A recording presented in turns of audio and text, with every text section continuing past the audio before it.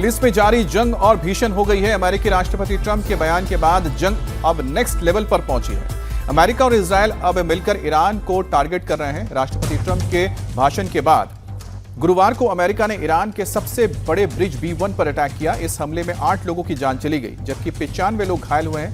ये सभी लोग आम नागरिक हैं जो नेचर डे मनाने के लिए अपने घरों से निकले थे। अमेरिका ने यह स्ट्राइक करके ब्रिज के बड़े हिस्से को उड़ा दिया है। अमेरिकी राष्ट्रपति डोनाल्ड ट्रंप ने खुद इस हमले का वीडियो जारी किया। इस हमले में B1 ब्रिज टूट गया। हमले के बाद राष्ट्रपति ट्रंप ने एक बार फिर से ईरान को डील करने की धमकी दी है। ट्रंप ने कहा कि ईरान के सबसे बड़े पुल को गिरा दिया गया है, अब कभी भी इसे इस्तेमाल नहीं कर पाएगा। अगर ईरान समय पर डील नहीं करता है तो ऐसे हमले और आगे होते रहेंगे। देर हो जाए इससे पहले ईरान डील कर ले।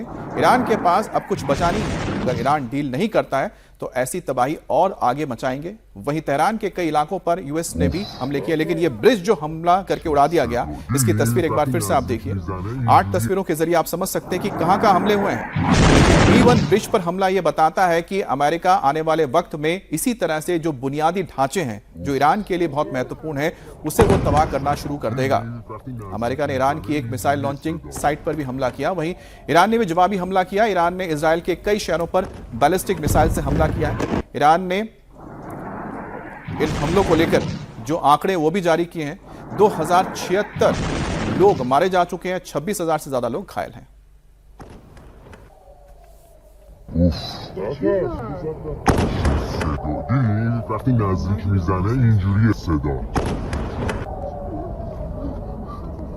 और ये B1 ब्रिज है जो करज और तेहरान को जोड़ता है। अब बड़ी बात है कि जो ब्रिज बनाया जा रहा था, और क्योंकि जो जानकारी ये भी है कि ये जो ब्रिज बनाया जा रहा है ये चीन की मदद से ये इंफ्रास्ट्रक्चर तैयार किए जा रहे हैं। जो कंपनियां इसमें काम कर रही हैं, भले ही ईरान की कंपनियां हो, लेकिन जो तकनीक है, बहुत सारी चीजें इस्तेमाल की जा रही है, इसमें चीन का सहयोग है। अब ये बहुत ही महत्वपूर्ण ब्रिज था जिसे धमाका करके उड़ा दिया गया।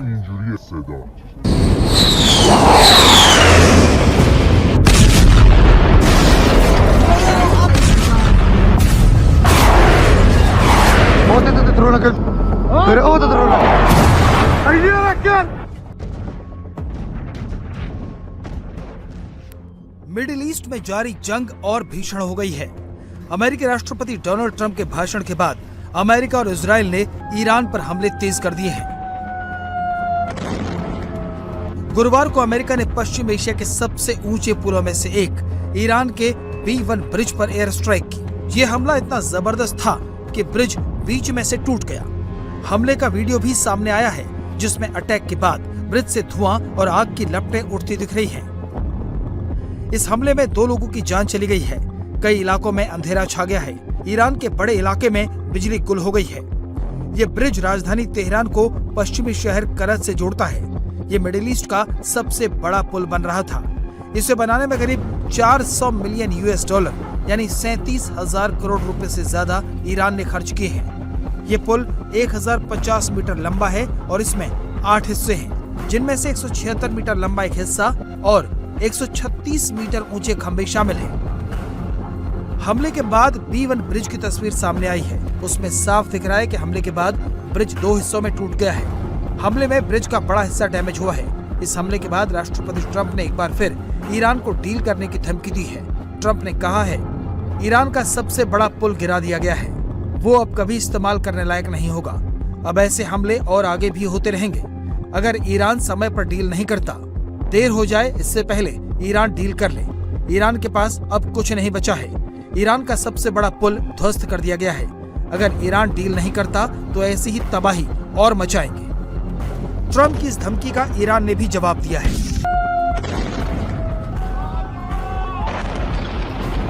ईरान के राष्ट्रपति मसूद पेजेश्कियान के प्रवक्ता इलियास हजराती ने कहा है कि ईरान अमेरिका के हर हमले का जवाब देने के लिए तैयार है।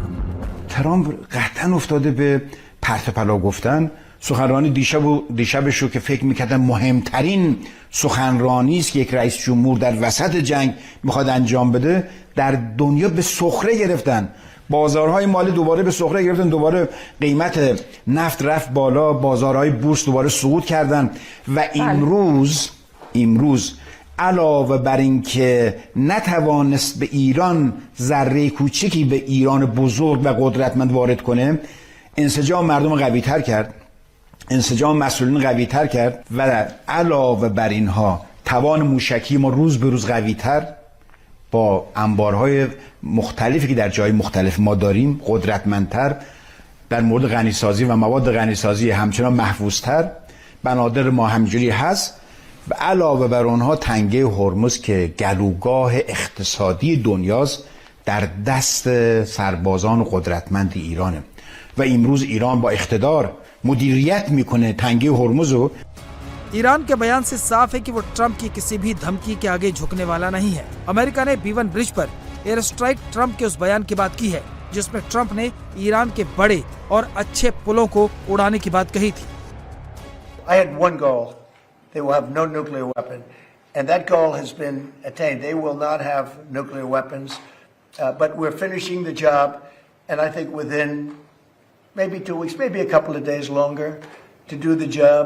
But we want to knock out every single thing they have. Now, it's possible that we'll make a deal before that because we'll hit bridges. And we've hit some. We'll hit some bridges. We've got a couple of nice bridges in mind. But if they come to the table, that'll be good.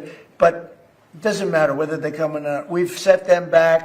It'll take 15 to 20 years for them to rebuild what we've done to them. America के इस हमले पर Iran ने तीखी प्रतिक्रिया दी है। Iran के विदेश मंत्री अब्बास अरागची ने कहा है कि अधूरे पुलों समेत तमाम लोगों की इमारतों पर हमला करने से ईरानियों को सरेंडर करने के लिए मजबूर नहीं किया जाएगा। ये सिर्फ दुश्मन की हार और नैतिक पतन को दिखाता है जो बिखरा हुआ है। हर पुल और इमारत को मजबूती से बनाया जाएगा। जिस चीज की कभी भरपाई नहीं हो सकती वो है अमेरिका के साख को हुआ नुकसान। अमेरिका और इजराइल के ताजा हमलों से ईरान की 2 सबसे बड़ी स्टील कंपनियां बुरी तरह प्रभावित हुई हैं। अहवाज में खुजिस्तान स्टील कंपनी और इस्फहान में मुबारकेहू स्टील कंपनी को पूरी तरह बंद करना पड़ा है। इन हमलों से ईरान की औद्योगिक क्षमता पर गंभीर असर पड़ा है। करज में ब्रिज पर हमले के बाद ईरान की तरफ से भी जवाबी हमला किया गया। IRCG ने ट्रंप, नेतन्याहू और जेफरी एपस्टीन का मजाक उड़ाते हुए एक पोस्टर लगाकर मिसाइल दागी। چیزی که به تصورتان هدف قرار داده اید ناچیز بوده و تولیدات راهبردی نظامی ما در نقاطی صورت میگیرد که به هیچ وجه از آن اطلاع ندارید و هیچ وقت دستتان نیز به آنها نخواهد رسید. زحمت شما را کم میکنیم مبنی بر اینکه موشک‌ها، پهپادها و تجهیزات راهبردی ما را نشمارید چون قطعاً به خطا میروید و به جایی نخواهید رسید. شما باید تاوان تجاوزی که آغاز کننده آن بودید را به ملت شرافتمند، عزیز و مسلمان پس بدهید. वहीं ईरान ने स्ट्रेट ऑफ हॉर्मुज और फारस की खाड़ी को लेकर अमेरिका को एक बार फिर चेतावनी दी है। ईरान ने कहा कि हॉर्मुज और फारस की खाड़ी से एकमात्र अमेरिकी चीज गुजर सकती है, वो केवल अमेरिकी ताबूत है, इसके अलावा कुछ भी नहीं। जाहिर है अमेरिका के नए हमलों के बाद अब जंग नेक्स्ट लेवल पर पहुंच गई है। इसका जवाब अब ईरान खाड़ी देशों में अमेरिकी ठिकानों के साथ साथ सिविलियन एरिया पर अटैक करके दे सकता है। मिडिल ईस्ट जंग के बीच यूएस इंटेलिजेंस ने बड़ा खुलासा किया है। रिपोर्ट में कहा गया है कि ईरान की सैन्य क्षमता अभी खत्म नहीं हुई है। उसके आधे मिसाइल लॉन्चर और ड्रोन अभी भी सुरक्षित हैं। ईरान के पास अभी भी हजारों ड्रोन मौजूद हैं। क्रूज मिसाइलों का एक बड़ा हिस्सा सुरक्षित है। IRGC नेवी के पास अभी भी सैकड़ों छोटी नाव हैं जिनसे ईरान हमला कर सकता है। ईरान के ज्यादातर हथियार अंडरग्राउंड टनल में हैं जिन्हें पूरी तरह से खत्म करना बेहद मुश्किल है। यूएस इंटेलिजेंस की ये रिपोर्ट राष्ट्रपति ट्रंप के उस बयान के 24 घंटे के अंदर आई है जिसमें ट्रंप ने दावा किया था कि ईरान की सैन्य ताकत खत्म हो गई है। ईरान की सेना अमेरिका के कंट्रोल में है। इस रिपोर्ट से ये भी पता चलता है कि ईरान अभी भी अमेरिका का मुकाबला करने में सक्षम है और जिस तरीके से ट्रंप ने ये बड़े दावे किए थे वो दावे किस तरीके से धाराशाही होते नजर आ रहे हैं। यूएस इंटेलिजेंस के इस दावों से वो साफ नजर आ रहा है। हालांकि ईरान से जंग के बीच अमेरिका से अहम खबर भी आ रही है। अमेरिका के army chief of staff general Randy George ने अपने पद से इस्तीफा दे दिया है। डिफेंस सेक्रेटरी पीट हेग्सेथ ने जनरल रैंडी जॉर्ज से पद छोड़ने को कहा था क्योंकि अमेरिका ईरान के खिलाफ युद्ध लड़ रहा है। तो वहीं पेंटागन के मुख्य प्रवक्ता शॉन पार्नेल का कहना है कि सेना के chief of staff general Randy George तत्काल प्रभाव से अपने पद से रिटायर हो जाएंगे।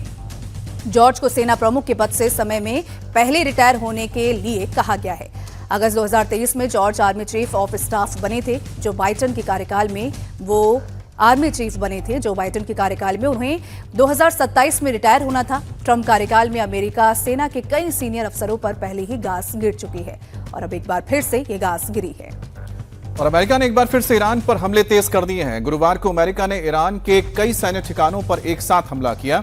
अमेरिका ने ईरान की मिसाइल लॉन्चिंग साइट और कई बंकर्स पर हवाई हमला किया है। अमेरिकी सेंट्रल कमांड ने दावा किया है कि इन हमलों से ईरान की मिसाइल अटैक करने की क्षमता लगभग खत्म हो चुकी है। ये तस्वीर आप देख रहे हैं, एक एक करके ये मिसाइल लॉन्चिंग साइट्स को तबाह किया जा रहा है। ज्यादातर जो आप इस तरह के साइट्स देखते हैं, इसमें जमीन के ऊपर के साथ साथ जमीन के नीचे बने बंकर्स भी मौजूद हैं। और साथ ही साथ जो तस्वीरें भी लगातार सामने आ रही, किस तरह से बंकर्स के अंदर इन मिसाइलों को छुपा के रखा जाता है, एयरक्राफ्ट तक छुपा के रखे जाते हैं और ईरान के जो ड्रोन्स हैं वो भी जमीन के नीचे बंकर्स में छुपा के रखे जाते हैं। अमेरिका ने ईरान के चौथे बड़े शहर करज में हवाई हमले किए हैं। अमेरिका ने ये हमले तेहरान से 20 मील दूर नॉर्थ वेस्ट करज इलाके में किए गए हैं। हमले के बाद करज के कई इलाकों में धुएं का गुबार छा गया और इसी इलाके में अमेरिका ने ईरान के सबसे बड़े ब्रिज B1 पर हमला किया था। और एक बार फिर से करज शहर पर अमेरिका ने ये बड़ा हमला किया है। अमेरिका ने तेहरान पर भी एयर स्ट्राइक की है। अमेरिका ने एक के बाद एक कई हमले किए। तेहरान के अलग अलग इलाकों में ये टारगेट्स निशाने पर लाए गए, जिसके बाद तेहरान पर काले धुएं का गुबार देखने को मिला। ये आप तस्वीरें देख रहे हैं, किस तरह से हमले के बाद ये काले धुएं का एक बवंडर जैसा पूरे आसमान में छा गया है और नीचे आग के जो लपटें हैं, आग की लपटें आसमान की ओर उड़ती हुई दिखाई दे रही हैं। जाहिर सी बात है कि कोई बड़ा यहाँ पर एक बेस था या फिर ईंधन का डिपो हो सकता है या हथियारों का जखीरा हो सकता है जहां पर हमला किया गया, क्योंकि उसके बाद ये काले धुएं का जो गुबार उठ रहा है, जाहिर सी बात है कि कोई बड़ा गोदाम या फिर कोई केमिकल या फिर ईंधन का कोई डिपो रहा होगा जिसे हमले में उड़ाया गया। अमेरिका के हमले पर ईरान ने भी अब जोरदार पलटवार कर दिया है। ईरान ने हवाई हमले में शामिल एक अमेरिकी फाइटर जेट को मार गिराए जाने का दावा किया है। ईरान ने इस एक्शन का वीडियो भी जारी किया।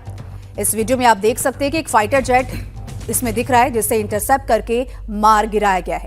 तो ईरान की तरफ से बड़ा पलटवार अमेरिका और इजराइल पर।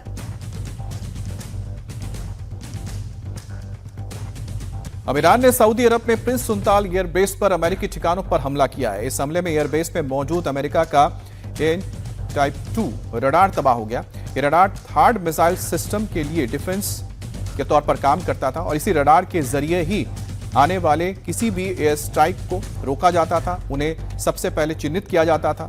ये तस्वीरें आप देख रहे हैं, किस तरह से जो थर्ड एयर डिफेंस सिस्टम है उसके रडार को उड़ा दिया गया है। बेस पर जलने के निशान, ढांचे को नुकसान हुआ है, जिसकी ये तस्वीर सामने आई है। अमेरिका के लिए ये कितना बड़ा नुकसान है, इस बात से समझा जा सकता है कि अकेले इस एंटीना की कीमत ही करीब $500 मिलियन है, क्योंकि एंटीना के जरिए आसमान में लगातार चौकसी बरती जाती थी और आने वाले मिसाइल और ड्रोन्स को चिन्हित किया जाता था, फिर मिसाइलें दागी जाती थी उन्हें आसमान में ही तबाह करने के लिए। वह ईरान ने भी इजराइल पर हमले अब तेज कर दिए हैं। ईरान ने इजराइल के पेटा टिकवा शहर पर बैलिस्टिक मिसाइल से जोरदार हमला किया। यह हमला इतना भीषण था कि इजराइल के एयर डिफेंस सिस्टम मिसाइल को इंटरसेप्ट ही नहीं कर पाया और मिसाइल सीधे टारगेट पर गिर गई। इस हमले के बाद इलाके में आग लग गई और तस्वीरें आप देख सकते हैं कि ईरान अब किस तरीके से पलटवार करता हुआ नजर आ रहा है। बैलिस्टिक मिसाइल से अटैक किया और जो इजराइल अभी तक जिन हमलों को इंटरसेप्ट करते हुए नजर आ रहा था, वो इस हमले को इंटरसेप्ट नहीं कर पाया।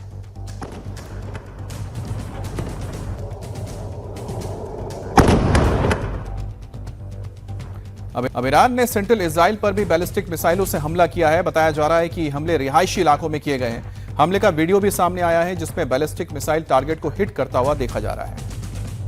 तो ये तस्वीरें आप देख रहे हैं कि इजराइल में किस तरह से मिसाइल हमला हुआ है।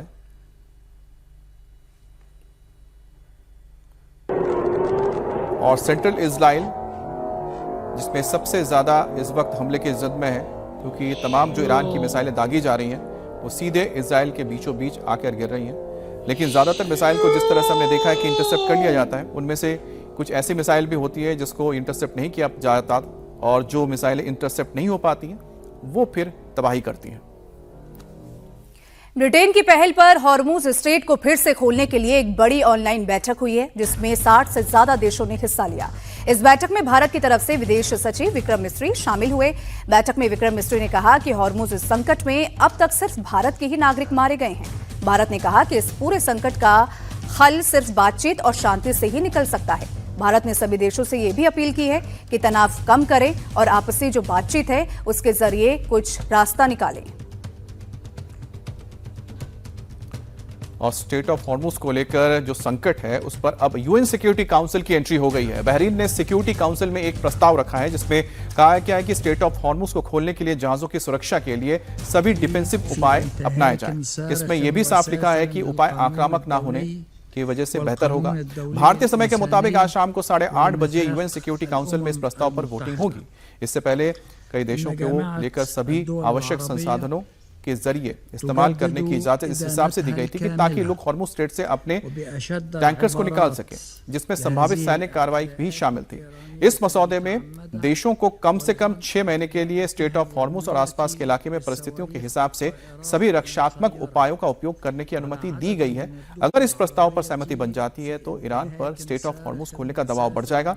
इस बीच लीग ऑफ अरब ने ईरानी हमलों की निंदा की है और संयुक्त राष्ट्र से हमलों को रोकने के लिए हस्तक्षेप करने का आग्रह भी किया है। अरब लीग के महासचिव अहमद अबुल घीत ने ईरान द्वारा अरब देशों के खिलाफ किए जा रहे मिसाइल और ड्रोन हमलों को लेकर अंतर्राष्ट्रीय कानून का उल्लंघन करार दिया और इसकी निंदा की है।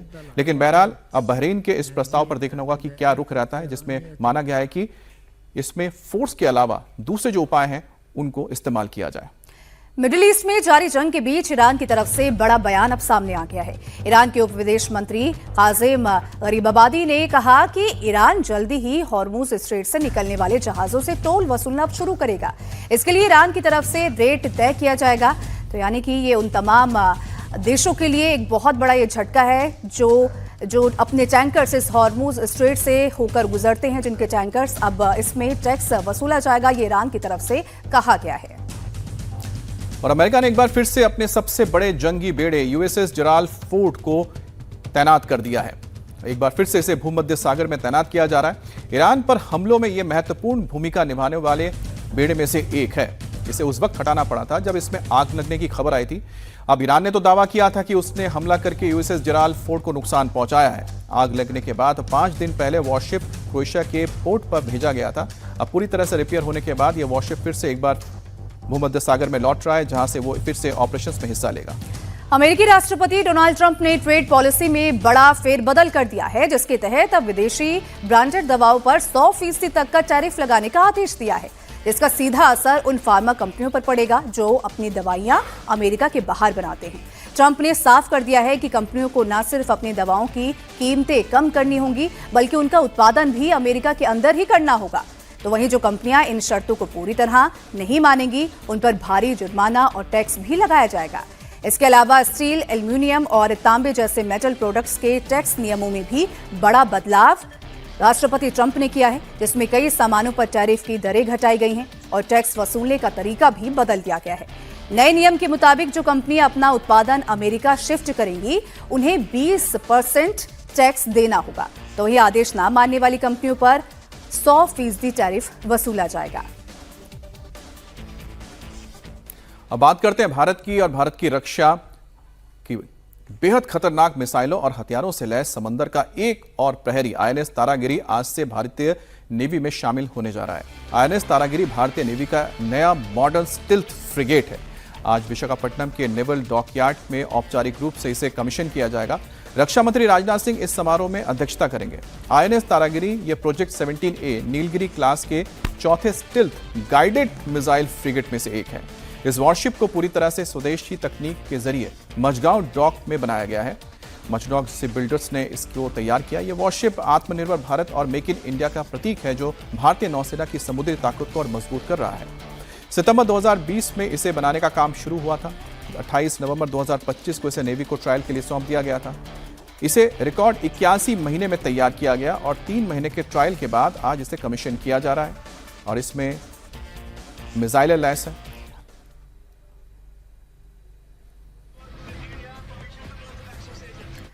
वहीं पश्चिम बंगाल के मालदा में हुए बवाल पर अब एक्शन तेज हो गया है। 7 न्यायिक अधिकारियों को बंधक बनाने के मामले की जांच के लिए आज एनआईए की टीम मालदा पहुंच रही है। मुख्य चुनाव आयुक्त ज्ञानेश कुमार ने मामले की जांच एनआईए को सौंपी है। अब ऐसे में टीम हर पहलू की अच्छे से जांच करेगी और संबंधित अधिकारियों से पूछताछ की जाएगी।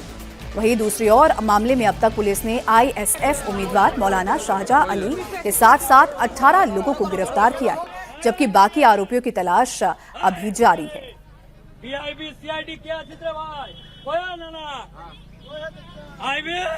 तो जहां एक तरफ आज NIA जांच के लिए पहुंच रही है, तो इससे पहले बीजेपी IT सेल प्रमुख अमित मालवीय ने TMC पर बड़ा आरोप अब लगा दिया है।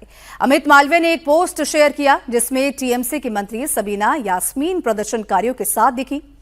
उनका आरोप यह है कि वीडियो मालदा में हुए बवाल से पहले का है, जहां मंत्री सबीना यास्मीन को प्रदर्शनकारियों के बीच देखा गया। अब ऐसे में उन्होंने मामले पर सुप्रीम कोर्ट और चुनाव आयोग से ध्यान देने की भी अपील की है।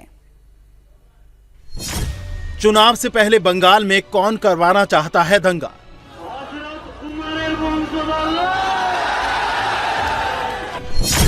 न्यायिक अधिकारियों को बंधक बनाया, आखिर किसने भड़काया?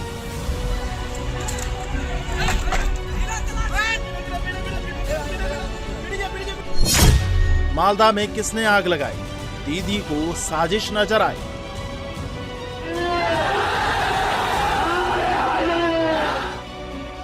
কিন্তু কালকের একটা ঘটনা সব ঘটনাটাকে নষ্ট করে দিয়েছে।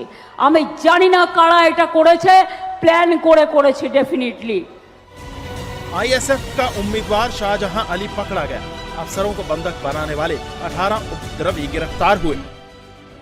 पश्चिम बंगाल में चुनाव से पहले एक बार फिर तनाव बढ़ गया है। एक तरफ बीजेपी वर्सेस TMC हो रहा है, तो दूसरी तरफ सुप्रीम कोर्ट से लेकर चुनाव आयोग और NIA तक की सूबे में एंट्री हो गई है। और वजह है ये तस्वीरें,